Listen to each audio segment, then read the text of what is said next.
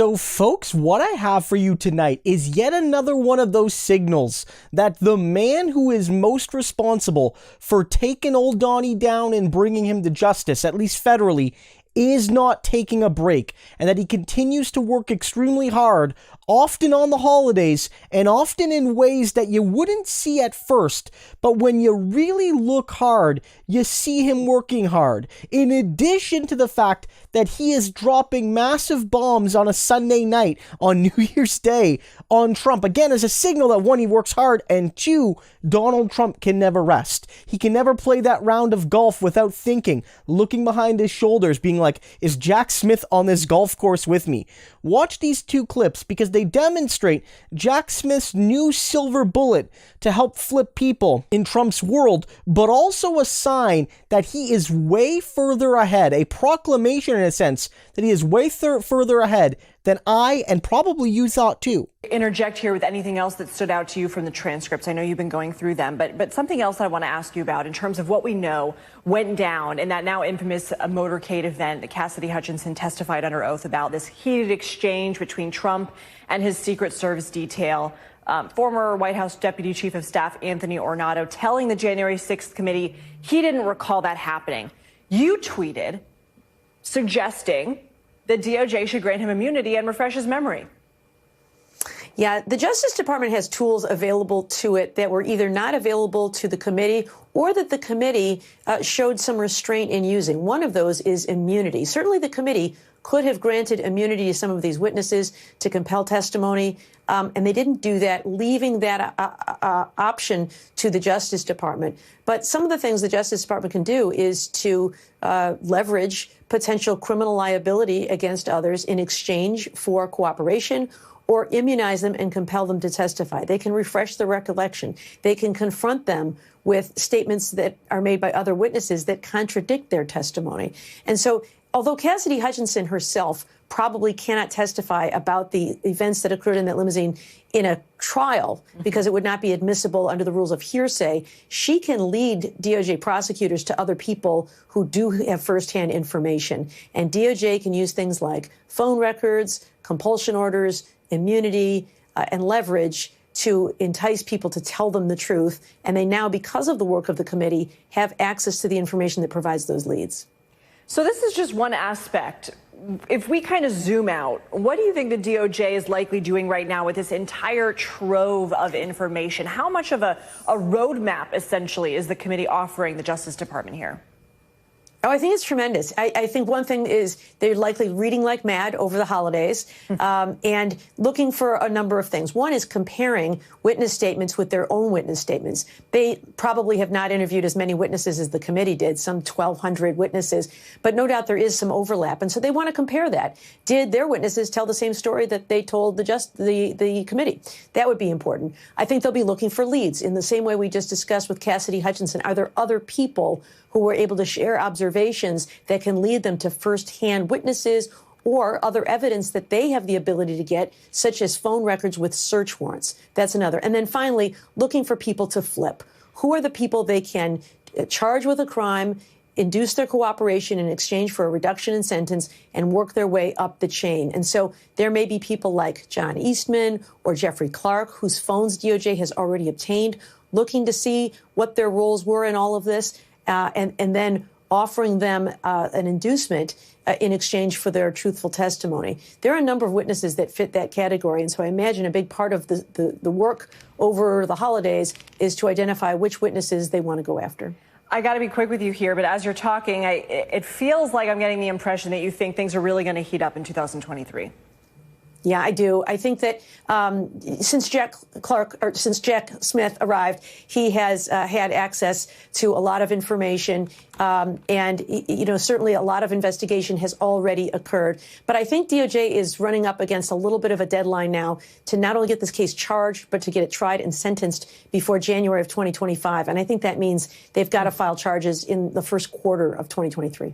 On Tuesday, the swearing in of the next Congress will mark the end of the Select Committee's investigation, just days before the 2-year anniversary of the Capitol attack on Friday. The 41 interview transcripts come from some of the most high-profile figures surrounding the former president, including his former lawyer, Rudy Giuliani, his former deputy chief of staff, Tony Ornato, and his son-in-law, Jared Kushner. In an exit interview this morning, outgoing Congressman Adam Kinzinger, one of the two Republicans on the committee, said their investigation has provided enough evidence for the DOJ to prosecute Donald Trump. If this is not a crime, I don't know what is. If a president can incite an insurrection and not be held accountable, then really there's no limit to what a president can do or can't do. And so, yeah, I do think ultimately when we get to where we're going to go, I think the Justice Department will do the right thing. I think he will be charged, and I frankly think he should be. Now, Arkansas Republican Governor Asa Hutchinson, who's considering his own 2024 presidential run, said this morning Donald Trump's actions should keep him from the White House. Do not believe that Donald Trump should be the next president of the United States. I think he's had his opportunity there. I think January 6th really disqualifies him for the future.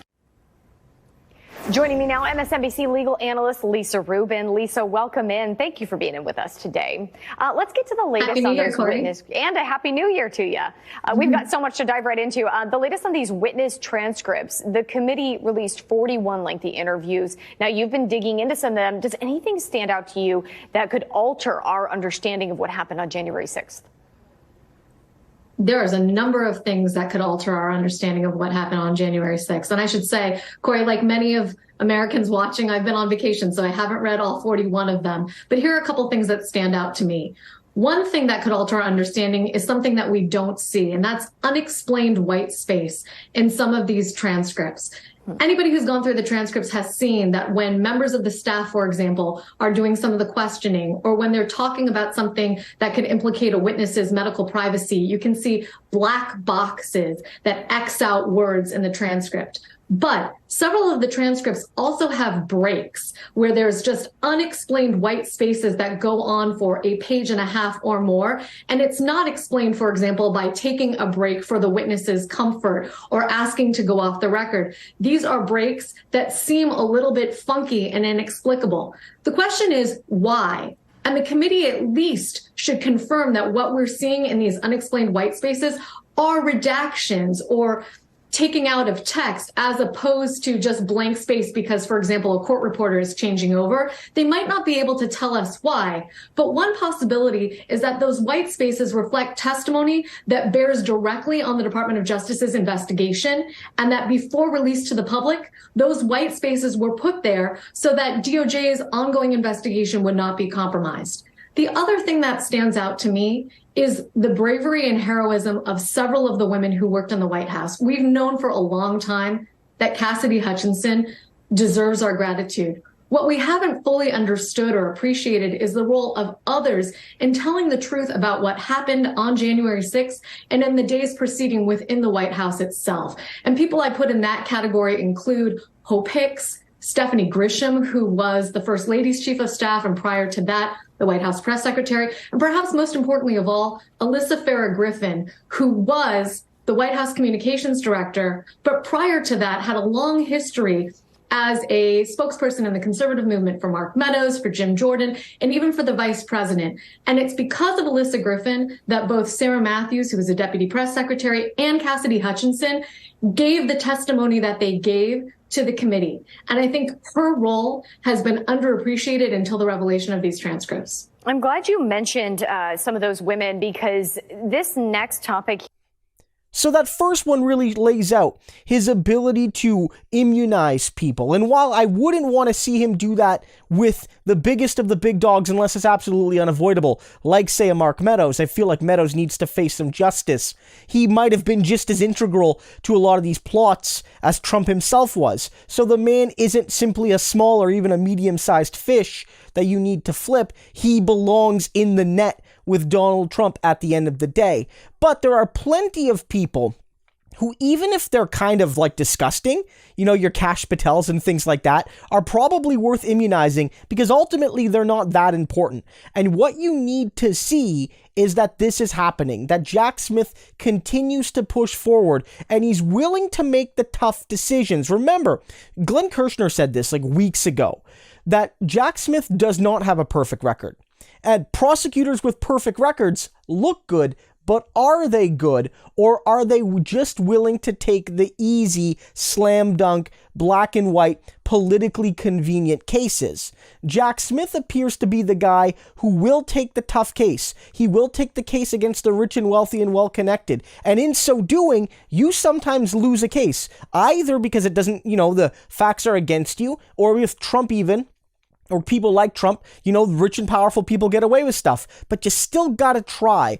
And Jack Smith, you know, planning these moves is big. And that second clip is even more integral because a lot of people were asking, why are all these random things missing from the transcripts? Like, they're pretty complete. There's a lot of good stuff in there, a lot of real dirt, but there are things missing. And the leading theory, and I think this is the case, is that a lot of that information has been blocked out by the DOJ, likely because it's already part of their investigation and it's top secret info. That Jack Smith has already dug up top secret info from Trump world, top secret info from these people, and he knows that this info could go out there. That's one of the worries about making the transcripts public, and that Jack Smith and his team have already proactively worked to block off a lot of this, showing that they're making an announcement to the world. We are not stopping, and we're not just going to give you our secrets that easily. In any case, Donald Trump on that golf course, he's sweating right now.